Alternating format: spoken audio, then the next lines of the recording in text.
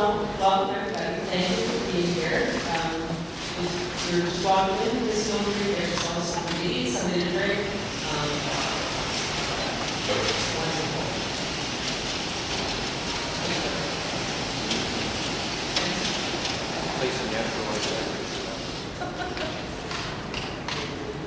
Well, good. Thank you for being here. My name is Lynne Meyer, and I'm the Director of Spiritual Life and Service Learning here at IIT. And it is my great pleasure to join with the Muslim Student Association today for the first of a week-long series of events on Islam and science. And today we are kicking things off with an Interfaith panel to discuss this very topic. And joining us, we have three wonderful panelists. I'll take a brief moment to introduce them to you, and then I will turn the floor over to some questions. And at the end, we will hope that you will have some questions for us as well. So, on the far left, Rabbi Aaron Segal received a BA summa cum laude in philosophy and mathematics from Yeshiva University in 2005. After that, he and his wife Chaya moved to Israel, where Aaron pursued rabbinical studies at the Kollel Gavoha. Am I saying that right? Excellent. At Yeshiva Har Etzion. And in 2008, he began a PhD in philosophy at the University of Notre Dame, alongside teaching Talmud and Jewish law under the auspices of the Yeshiva University Torah Etzion Kollel in Chicago. At present, he, his wife, and the two children, Sarah and Yonatan, live in Skokie, Illinois. Aaron is working on his doctoral thesis, The World as a Mosaic of Mirrors. Human Recombination Defeated, and he is teaching the philosophy of Maimonides at the University of Chicago-Mill. Thank you very much for being here. Next we have Andrew Hubbard, who some of you may very well know. Born in Albuquerque, New Mexico in 1954 to an engineering family, he earned a BA in biophysics from Pomona College in Claremont, California in 1975, and a PhD in physics from UC San Diego in 1981. After a postdoc at UCLA's Molecular Biology Institute and a second postdoc in toxicology lab in Albuquerque, he left academia in 1984 to do biophysical research at a small biotech company called GenX Corporation. He remained in industry until late 1995 when he came to IIT to build and operate two X-ray crystallographic beam lines at the Advanced Photon Source at Argonne National Laboratory in Darien. He has been teaching biochemistry, biophysics, and related subjects at IIT since then, and earned tenure for 2001. Long tenure. And he grew up in the Presbyterian tradition and made a transition to the Episcopal Church in 1978. He has taught religious courses, participated in and directed choirs, and served on governing bodies for several churches. Next we have Dr. Sabeel Ahmed, the director of the GainPeace project, an outreach project of Islamic Circle of North America. GainPeace's aim is to bring the commonalities and build bridges between people of various faiths, races, and nationalities. GainPeace conducts many outreach projects in Chicago and many cities of the United States to educate people about the authentic teachings of Islam. Some of these projects include advertising the message of spirituality by way of bus, billboards, trains, and newspapers. After completing his medical education, Dr. Sabeel worked in the medical field and decided last year to become a full-time ambassador for peace for the Muslim community. He was born in India and moved to the United States more than 15 years ago. He is married with 2 kids and resides with his family in Chicago, Illinois. So again, thank you to all of our wonderful panelists for agreeing to be with us today. So I'm going to kick off the conversation with what might seem like a straightforward question, but I'm sure it's more complex than that. What verses in your scripture or aspects in your faith encourage the pursuit of science? Very often we think of religion as discouraging science. So where do you find encouragement in the pursuit of science? Whoever wants to pick first? Bismillahirrahmanirrahim. Start in the name of God, the most beneficent, the most merciful, and I greet all of you with the Islamic greeting of Assalamu alaikum, which means peace of God upon each single one of you. I really am glad, I really would like to thank MSA, the Spiritual Life Association, for hosting this wonderful get-together panel discussion on religion and science. Now, coming from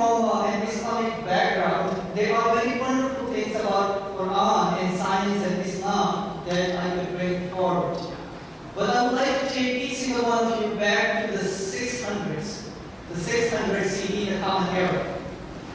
Around that time, if you look at the world, if you transform yourself, the world was literally in the dark ages. There was no such light as we know of over here. Spiritually, morally, technologically, every day that you would like to calibrate how the world was at that time, it was in the dark ages. In the year 610, a man by the name of Muhammad, he started to meditate in Mecca. And in that year, when he went to the cave to meditate about God and who created the whole universe and about the problems of the society, all of a sudden a light came in the cave. And angel Gabriel appeared to him. And angel Gabriel mentioned to him that he is an angel coming from God, and Muhammad, peace be upon him, has been appointed as a prophet of God. And the very first revelation started to be given to Prophet Muhammad, peace be upon him. And the very first word of the revelation was Iqra, that means read. Read in the name of your Lord who created you. Created you from a clay, from a cloud that cleanses. Your Lord is most gracious. He is teaching you from pen and teaching you knowledge that you knew not. So from the very beginning, the very first revelation came to humanity from God, Muhammad, peace be upon him, deals with reading and knowledge and ultimately science. So there are many other verses in the Quran about cosmology and astronomy, about embryology and about mathematics, about plate tectonics and so many different fields. So hopefully, I'm not sure how much time do we have for each answer. We could either develop on some of those, maybe 2 more minutes or fine, very good, very good. So in the Quran, which I have a translation over here, there are 6,000 verses or passages. No less than 750 of them, they encourage humanity to think and ponder, to use our brain, to research and contemplate, and then to arrive at the truth that this book is from God and God is the one who created all of us.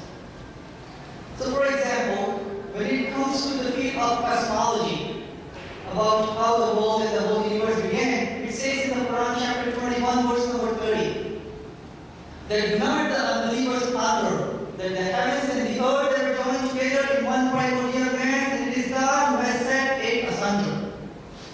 That is the Big Bang theory as we know of, mentioned in the Quran in the 7th century, before any microscope and telescope and these scientific knowledge that we take for granted. In the field of astronomy, God says in chapter 21, verse number 33, that the heavens and the earth, God has created the sun and the moon and all the celestial bodies, and all of them are rotating and revolving in their own orbits. When it comes to embryology, in chapter 21, verse number 12 to verse number 14, God describes in minute details from the time of fertilization up until the later stages in the development of the fetus. When it comes to the field of seismology and the field of studying of the earthquakes, Quran says in chapter number 61, in different places, that the mountains, they were created, they were made by God, so the earth should not shake to prevent earthquakes around the region. So there are many such verses in the Quran that makes us think, that makes a believer ponder and think, and ultimately arrive that this creation is ultimately created from God. We don't have to blindly believe just because our parents and our elders are telling us, but by thinking and reflecting, we could arrive at the truth and benefit from God's knowledge. Thank you very much. Who's here next? I'm going to indulge in power query myself. Figure out how to get to the other.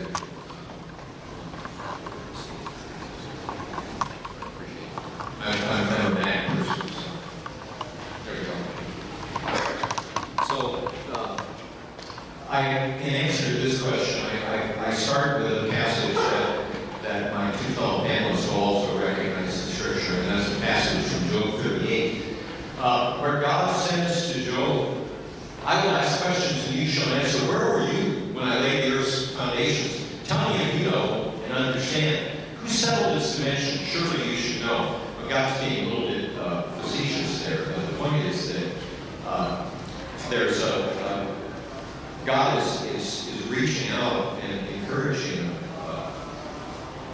confirmation that humankind should be out there searching. And I think the Western religions are religions of seeking truth. And this whole chapter, I didn't want to try to quote the whole thing, is a way of saying, all right, you may not know this stuff, but it's here. And the other one is specifically from Christian scriptures. Jesus says, if you dwell within the revelation I have brought, you are indeed my disciples. You shall know the truth, and the truth shall set you free.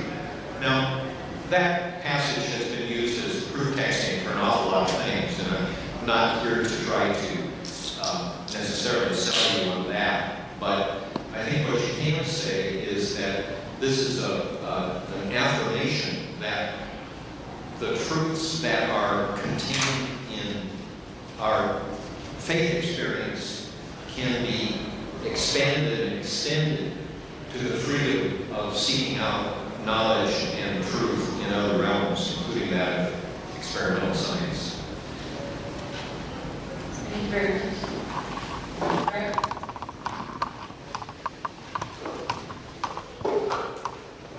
Thank you very much for having me here. So one quick look to specific verses or passages. For instance, we Jews just celebrated a new month, not the new year, that was over a month ago, now the second month. It's customary on the new month to say a chapter of Psalms. A chapter of Psalms is chapter 104, which describes in great detail the creation. And it describes how harmonious it is, in how God has planned everything for each and every creature, everything that each creature needs is satisfied by the way God has brought about the world, the way He's designed the world in its finest details. And in the course of that chapter, one finds a verse which one can translate roughly, my rough translation, how great or wondrous are your works, O Lord, who have made them all in such wisdom. So the creation, the way in which each thing finds what it needs and how everything works together so harmoniously is seen as a reflection of the divine wisdom, how wise God is. And this passage in particular served as a springboard for the argument and the encouragement for the pursuit of science, its theoretical aspects. So, for instance, the 11th century Jewish philosopher, mystic, ethicist Bachya ibn Akuda points to this passage, and he speaks at great length about the charge, the demand that God really places on human beings to investigate the workings of the world in order to come to know God, in order to come to understand that wisdom which is reflected therein. Maimonides, about a century later, also based on that verse, but based on other verses as well, he develops this theme in a slightly different direction. He says the significance of studying the world in all its aspects, from astronomy to physiology and everything in between, is on the one hand to develop a love of God. So it's not just to know God, but it's really to come to love Him. One loves another person or being once one sees how great and how beneficent that other being is. So it's conducive, the study of science is conducive to the love of God. But Maimonides adds another point, which I think is very interesting and worthy of note here, which is that at the same time that it induces the love of God, it also induces a retreat, perhaps even a feeling of insignificance. When one sees the cosmos in its full glory, everything out there, one can really feel like just a speck of dust. And of course, this isn't the feeling that one should hold solely. As a religious person, one isn't supposed to feel only like a speck of dust. But to complement that closeness that one can feel to God in light of understanding nature, understanding the world that He has created, one also has to feel a certain sense of humility, that one faces something quite beyond just the individual human being. In addition to specific verses or specific passages, there are also, I think, broader themes that are perhaps just as significant in encouraging, from a Jewish perspective, the pursuit of science. For one, the role of divine laws, God as a lawgiver, is obviously quite prominent in the Jewish tradition, all the way back to the Torah. And it's not only that God has given laws, but as emphasized in Deuteronomy, these are laws that reflect a truly wise and non-arbitrary God who has decided these things because they are, for one reason or another. In some of the cases, it's obviously more difficult to see how. But these are laws which are really necessary, reasonable, and rational, and human beings can come to understand what they're about. And that's quite conducive to an understanding of God as not only a lawgiver to human beings, that human beings have to behave in a certain way because of laws, but also as God as the divine lawgiver to nature. Okay? And several historians have argued that it's really this sense, this understanding of God as having given reasonable, intelligible laws to human beings that led human beings to then seek out intelligible laws by which the world as a whole was governed. I think that's a license and a demand that Judaism places on human beings to see the world as an intelligible place. I think there are other aspects as well, but in the interest of time, we'll stop there. Thank you so much. Anything you would like to add at this point, or we'll move on to the next question? So, going from verses to thinking about institutions that various faiths have been involved in, and things such as schools, hospitals, and I'm sure that there are others. How did various institutions set up by members of the respective faiths help to promote the advancement of science or scientific ideas?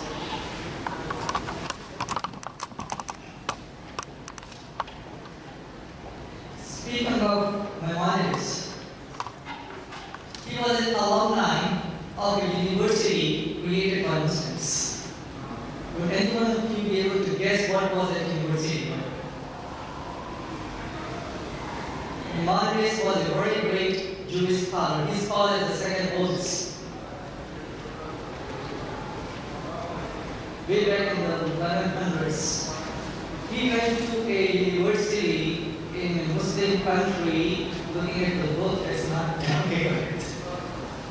The 12th century commentator Moses Maimonides advised that we study astronomy and physics if we desire to comprehend the world of God's management of it. A superficial understanding of the former leads to misconceptions in the latter. Right, so actually Maimonides, he went to a campus. He went to a university that is called as the University of Cairo. And according to the Guinness Book of World Records, there is the oldest continuous degree-granting university in the world built by Muslims in Fez, Morocco. In the year 859, and Maimonides and Ibn Khaldun is called as the father of sociology. They were both alumni of that university. So the answer to the question is yes, Muslims, since their fuel, their inspiration and motivation is the Quran and saints of Prophet Muhammad, peace be upon him, that encourages human beings to think and ponder and educate themselves, they have built institutions to the fact that they built the very first university and the oldest university. Then this was way before Harvard and Princeton and Cambridge and Oxford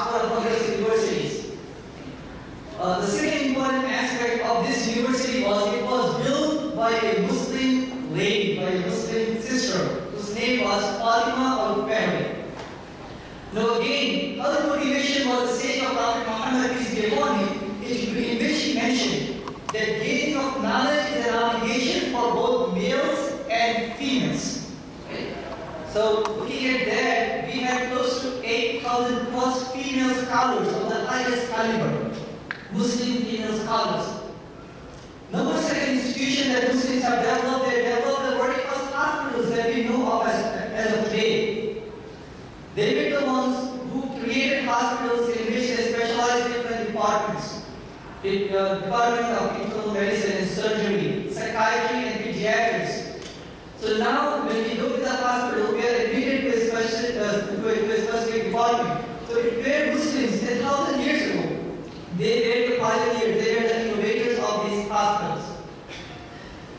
One of the hospitals that I am aware of was built in Baghdad. And that hospital, before they built it, they just wanted to make sure that they don't build it on the cheapest property just because the land is very cheap and it's very easy to build on it. What they did was they took a bird, right, and they slaughtered the bird, and they took the fresh meat of the bird and they distributed the meat into 4 different places in Baghdad. And after a few days, they went back to those 4 places and saw, to investigate where the meat was the freshest. And in that place, they built a hospital. So they were very conscious that for the betterment of the patient, the environment should be good, both the aid should be good, free of germs. So those were some of the pioneers, things that Muslims have done, and that's not the least. When the Greeks, when they had the golden age, their work was lost. So Muslims established institutions to translate the books of the Romans and the Greeks and the Chinese and the Indians, and translated them into different languages, and we kept the legacy alive of the Greek and the Romans and passed it on to our culture and our nations. Right? So those were the 3 important of the many contributions and the institutions that Muslims built all throughout the centuries. So thank you. I don't think I need to slide for this one. So I'm glad you brought up the longevity of universities, because that's very much to the point here.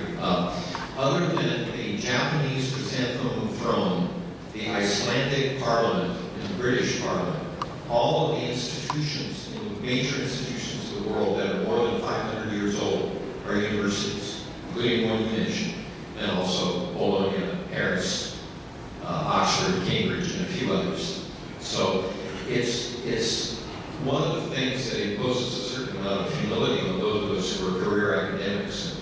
I escaped academia for 12 years in order to have perhaps a better perspective on that. But to recognize that we're part of an extremely long tradition, and certainly Christianity has been at the core of many of those institutions over much of those institutions' lives. Most of the Western European universities, in fact, I'm going to go farther, all of the Western European universities initially functioned primarily as training grounds for clergy, and only began to become secularized many hundreds of years after they began. And the core functionality of these universities was very much focused upon their function as trainers of those who would be pastors to those in the parishes who need it. And the promotion of learning within those institutions, not only carrying on old traditions, which is very important, but also development of new traditions and new knowledge, has been at the core of those functions all along. Certainly one can argue, as C.S. Lewis did, that there is no Christian institution that needs less justification than a hospital other than the church itself. So the notion that Christianity at its core is a healing and a knowledge obtaining entity is something that's been very close to the core of Christendom.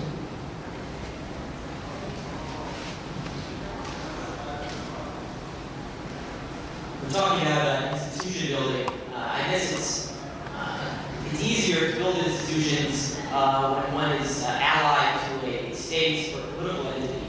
Unfortunately, Jews were stateless for nearly 2,000 years. And thank God they're no longer stateless. Even when they were stateless, they did, of course, try to build institutions, schools, hospitals. Even in this country, many of the hospitals were built in the mid-19th century by Jews. Originally, they were called something with the Jewish Hospital in Cincinnati, Jews Hospital in New York, obviously a parochial name, but the name did not reflect the audience to which it was supposed to cater. It was, of course, supposed to cater to anyone and everyone who was in need of going to a hospital. And some of these hospitals are still around, some of them are still world-renowned. Mount Sinai Hospital in New York was Jews Hospital. But as I said, thank God they're no longer stateless, and now some of the institutions that Jews are able to build for the advancement of science and for the advancement of medicine can be found in Israel. You have some excellent hospitals, you have universities solely dedicated to the sciences, such as the Weizmann Institute and the Technion, both of them world-class institutions. And even at the other universities, science and technology are certainly given their due. So I think we're catching up, hopefully. I appreciate the head start that everyone else had, and we're certainly learning from everyone else in developing our own institutions. We've heard mentions of some very notable philosophers, Maimonides, for example. At this point, I would like to ask each of you to tell us something about maybe one or two discoveries, scientific, mathematic, etc., that have been made by members of your respective faiths. So, not that there's anything wrong with philosophy, but I'm curious about the sciences as represented in your faith. So, Rabbi, start. Sure.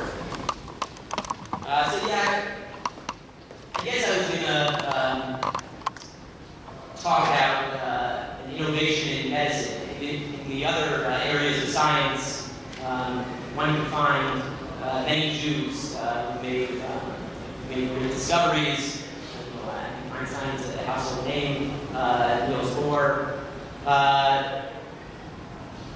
In medicine, the same thing holds true, but perhaps that people aren't as well known. But here's a person who probably is just as well known, Jonas Salk, who's known, I think, as having discovered the vaccine for polio. He was the only one working on it. He was obviously collaborating with others, but he was heading up a group that in 1955 discovered a vaccine which essentially eradicated polio from the world. And I should say as a caveat here, when you speak of someone from your faith, it's somewhat misleading, perhaps, to consider Judaism faith. In that although I think there certainly are certain beliefs that Judaism commits one to, one can be a Jew even without holding any of those beliefs. By all accounts, at least by all Jewish accounts, one can be a Jew. So I don't know whether Jonas Salk was a believing Jew. For all I know, he wasn't. He was the children of Russian Jewish immigrants. So I know he was Jewish, and I can't imagine that he wasn't informed by some of the Jewish values that presumably are passed down through the ages. Some of those values are humanitarian ones. So when he was asked later in life, what was he interested in when he was younger, he said he really wasn't interested in science very much. He was really interested in being human nature. And that led him in the direction of scientific research, trying to help out humanity. In that vein, he did patent his discovery. people race now to patent their discoveries, especially in medicine. Someone asked him, who has the patent on polio medicine? He said, it can't be patented, you couldn't patent the sun. I think this is an extraordinary individual and very honored and privileged to belong to the Jewish people to which he belongs.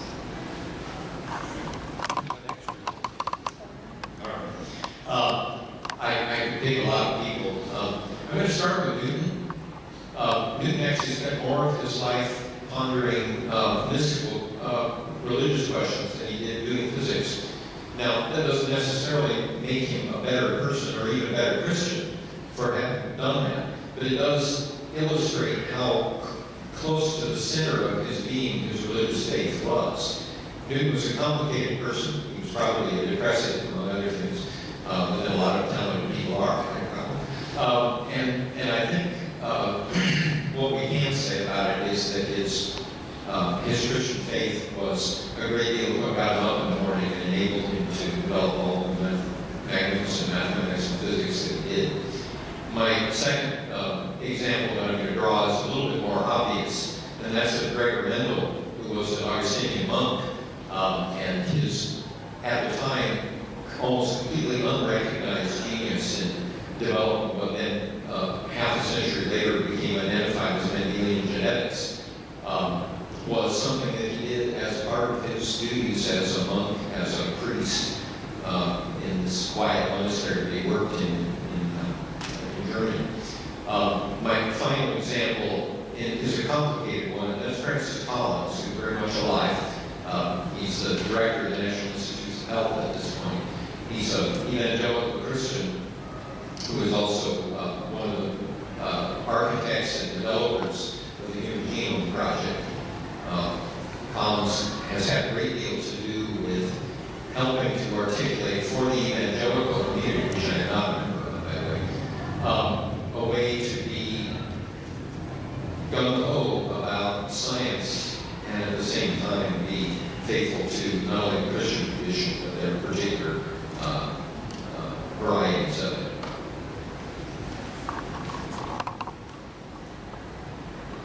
Well, there are several examples that I could provide.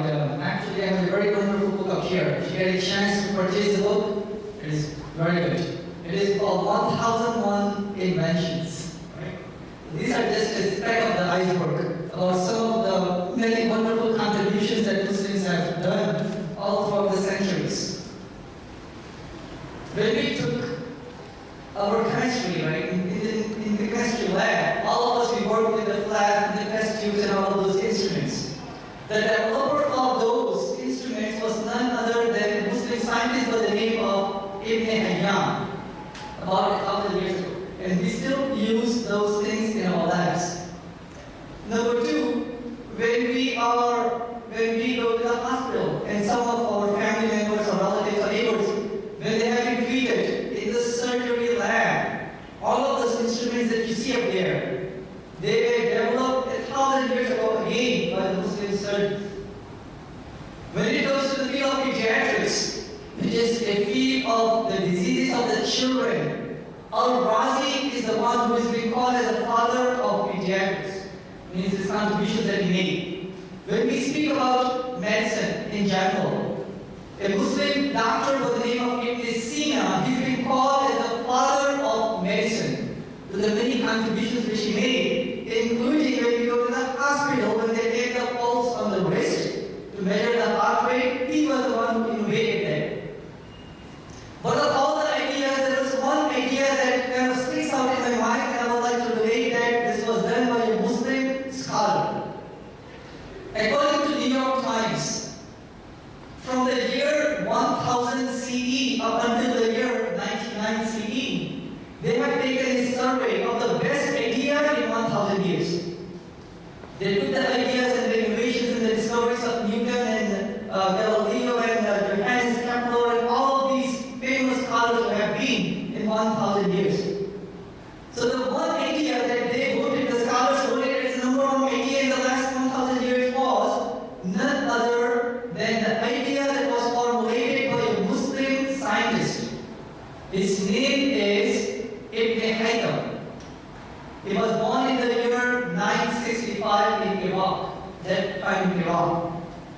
And this idea, I'm not sure if you would like to take a guess what was his idea, by the way, that he formulated. And without his idea, our cell phones, our iPads, our computers, our projector, none of them would be the way that they are right now. None of them may have been discovered or invented.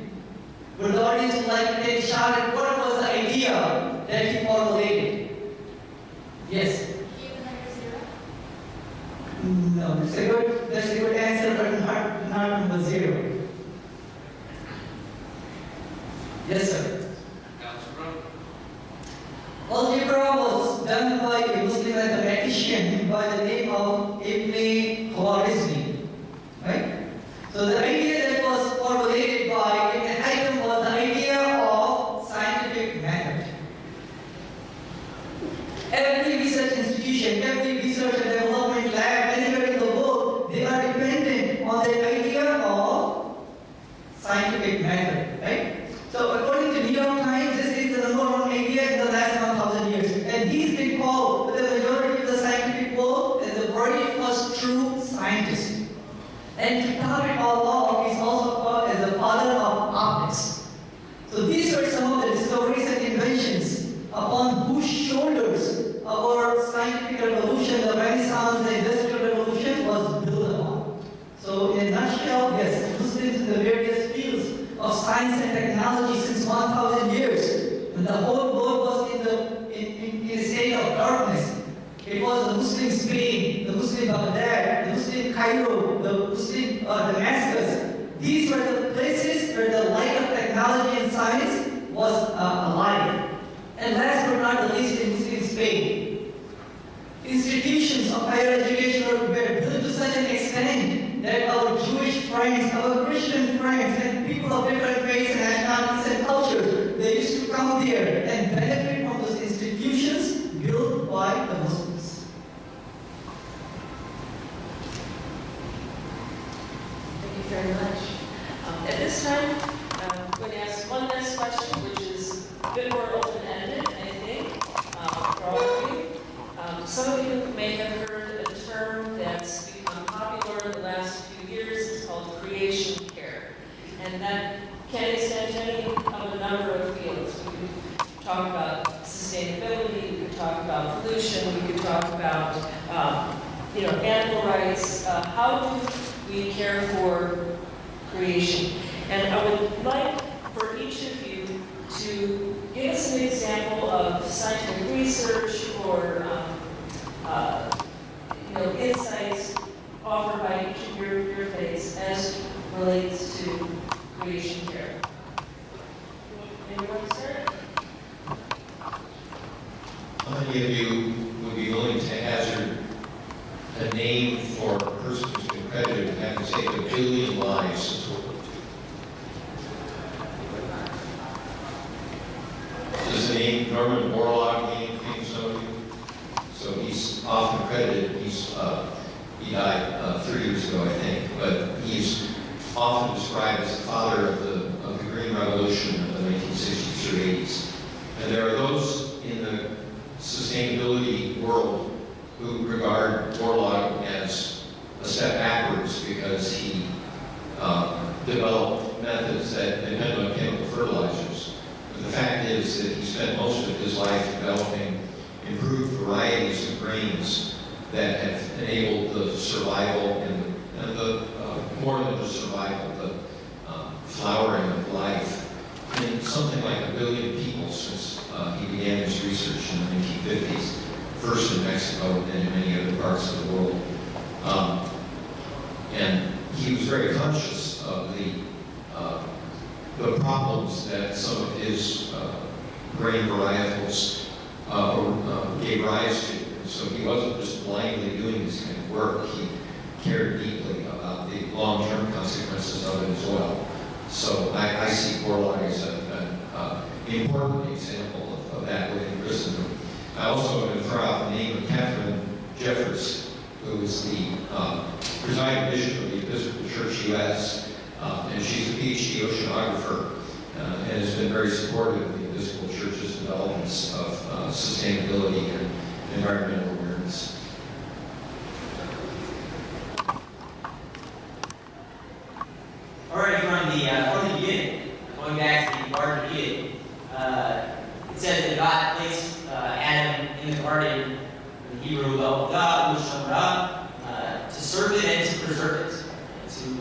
conserve the environment. Presumably, this is not supposed to be a charge or a mandate. It's limited, restricted to that small area of Garden of Eden. Presumably, it's supposed to inform our behavior, how we treat the entire world. We're supposed to look to that as a model. In fact, there are numerous specific mandates, commandments that you find throughout the Torah that address this need to care for, preserve the environment, the animal kingdom. For instance, it says in Deuteronomy that when there's a war, if you are forced to lay siege on another city, you should not cut down the trees because here there's an ambiguity in the Hebrew. It's exactly what the explanation is, but it amounts to something like this: that the trees there are in some sense comparable to human beings. That they're not attempting to harm you, and they deserve your respect and concern as, so to speak, innocent civilians. Therefore, you shouldn't cut down the trees. And that gave rise to a whole host of considerations, again, mandates, commandments, that lead to caring for the environment. In the recent past, several grassroots organizations in various denominations in Judaism, Reform, Conservative, Orthodox, have arisen to ensure that these things are really taken care of. That, let's say that the food that reaches your table is not only kosher, which is of importance for Jews, but also that the animals that you're eating, if you are not vegetarian, were treated humanely throughout the process, not only the slaughtering, but everything that came before it. Until the recent past, it's sort of sad to say, there wasn't any official institutions, there weren't any official institutions that tried to ensure that that happened, but this has really come to the fore. It's sort of exploded in the recent past to ensure that these concerns really are addressed, since they find themselves throughout our tradition, starting at the very beginning of Garden of Eden, all the way till today.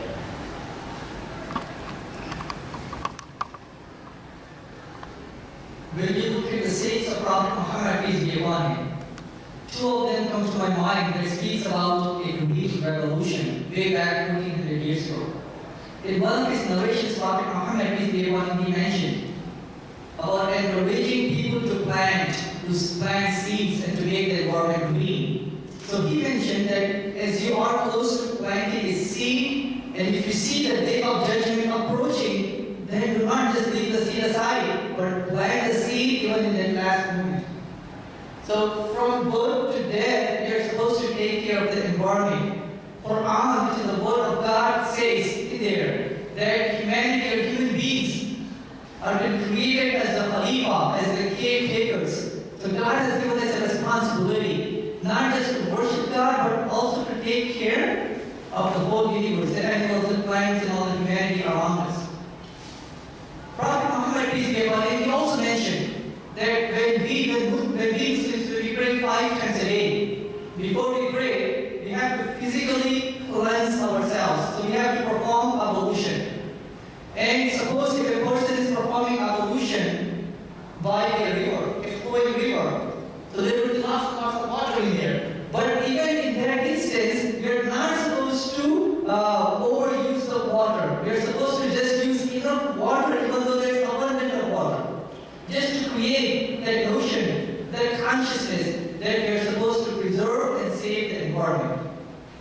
So all throughout the Muslim history of 1400 plus years, there have been many scholars and many groups that have been created to make the world a green world. And 2 or 3 of them come to my mind in this recent, the 21st century. You know, along with the Arab Spring that all of you may be reading in the newspapers and on the media, there is also a green profit revolution going on, by the way. Some of the Muslims are not aware of it. The green profit revolution is especially started in the Middle East.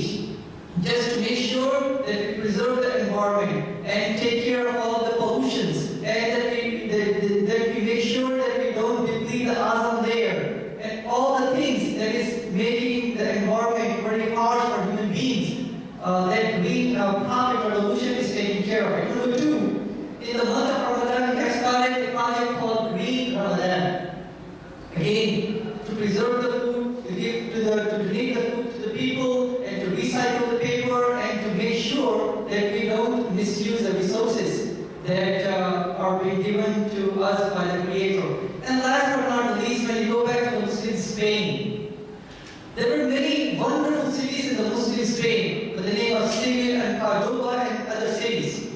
These cities, when they built the cities, they had the cities surrounding the cities. There used to be gardens and gardens, miles and miles into the distance. Just not for the scenic beauty of the cities, but just to make sure that the environment is very healthy for us to breathe and healthy for the population to live in.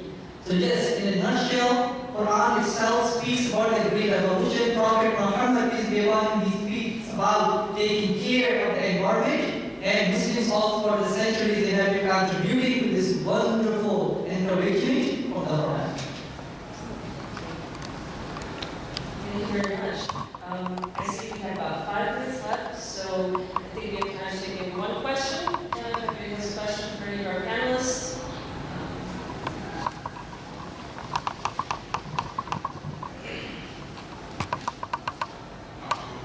In my personal views, I view both religion and science as answering phenomena that we see in different ways. That science, we can use it to describe a lot of phenomena that up to a certain point need something else. And as religious peoples, I was wondering, how do you guys deal with when this phenomena that you see has 2 different explanations, a scientific and a religious one? And how do you deal with that ambiguity?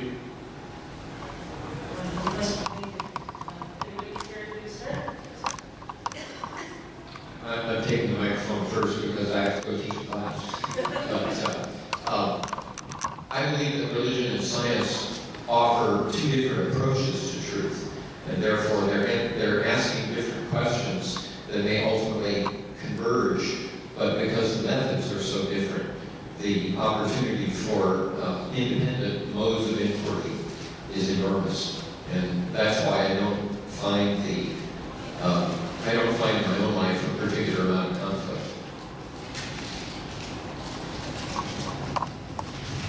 It says in the Quran, chapter 41, verse number 53, that God has created the signs of God all over the universe and within ourselves, just to make sure that this is the manifest truth.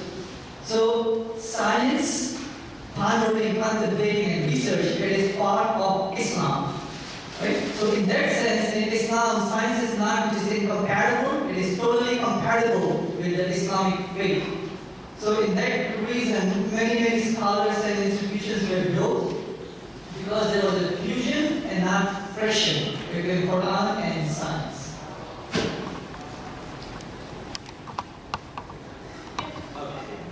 So, Stephen Jay Gould is probably most famous for pushing the view that these are non-overlapping magisterium, the religious realm and the scientific realm. I think there's a lot of truth to that, as we were saying.